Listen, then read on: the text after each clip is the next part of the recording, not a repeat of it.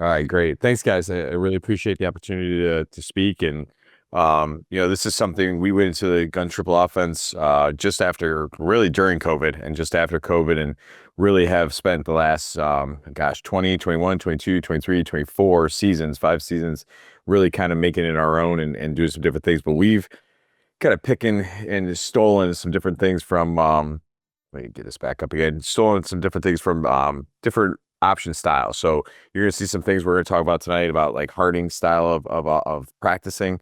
We might not do it under center, but we just do it out of the gun. So I really want to talk about what the magic is, and it's not necessarily the scheme, it's how we practice the offense and how we go about it each day and how we make sure our kids are ready to play on Friday night. So this is my contact info. I'm gonna try and jump in as fast as I can to get going so we can see a lot of practice film. But I'm the head football coach at Lake Highland Prep in Orlando, Florida. This is all my contact information. You can email me there. You can reach me out at X. I haven't even changed that yet. I still think it's Twitter. Still should be Twitter, but it's X. So you can hit me up there. So these are different places where you can find me.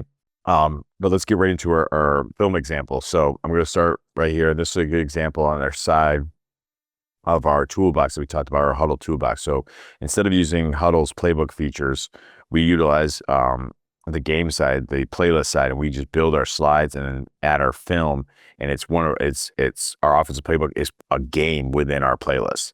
So in our menu here, you can see our games from this past season, and then our offensive playbook is one of those games, and that's where they go and find what they need, and then we share particular things year to year based on what we plan on installing. So we don't give them all this. We give them just the things they need for the install for that spring or that fall that we're installing for. So, all right, option drill. All right, so we give some different perimeter looks to this. We script the perimeter looks, whether it's 1 eye, 2 eye. We do have a bunch of different calls that go with it. I'm not going to get into too much of the schematics of the calls, more of like how we set up the drill. Okay, so with option drill, we want to look at those checkpoints. So the backside slot wants to get a step and a half in the ground by the snap. We want to make sure that we're behind the mesh when the mesh is happening. All right.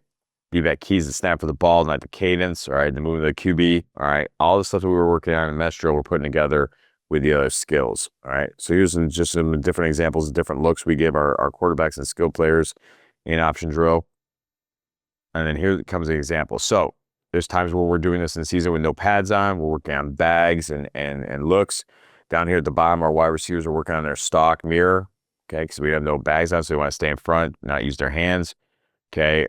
Our play side slot here is working because 1 eye safety, working on our load of blocking the inside linebacker as he scrapes out.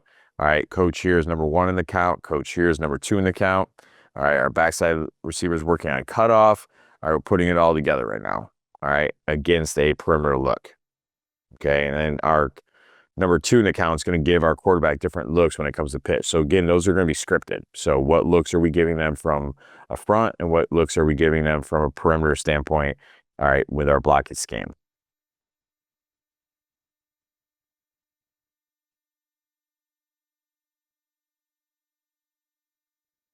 And all right, option drill again. Same thing, putting it all together.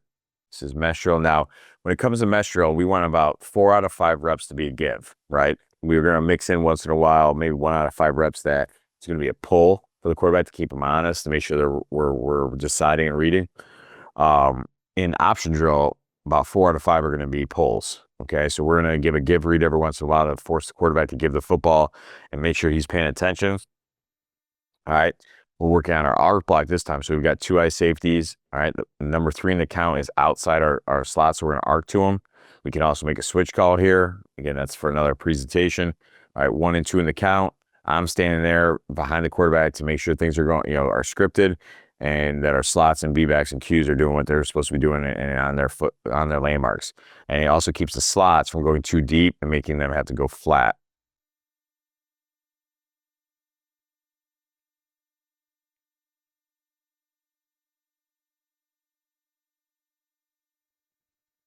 Okay, number 1 in the count, number 2 in the count.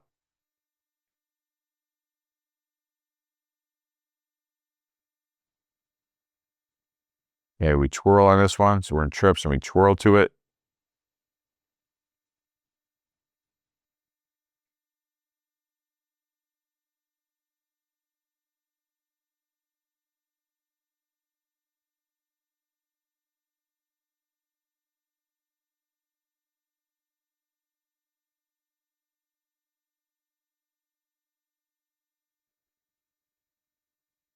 Giving him different looks here on the perimeter.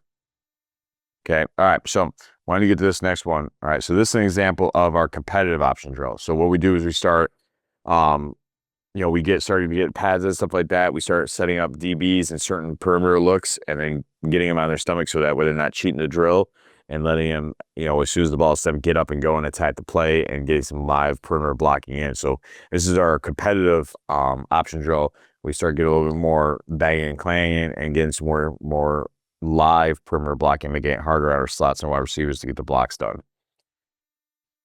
Not a big fan of what we got going on here with number one. I'd like to see him come flat for 5 steps and try to out leverage the shoulder. He goes straight up right away, and that's why he's getting beat to the outside. I don't think he's flat long enough.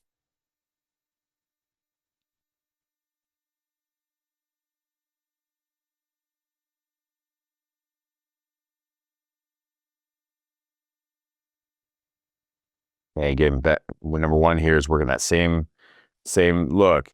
Now he does a better job, all right, of staying flat long enough to get him the safety out leveraged. Again, we're in no pads here. All right, you can do this no pads.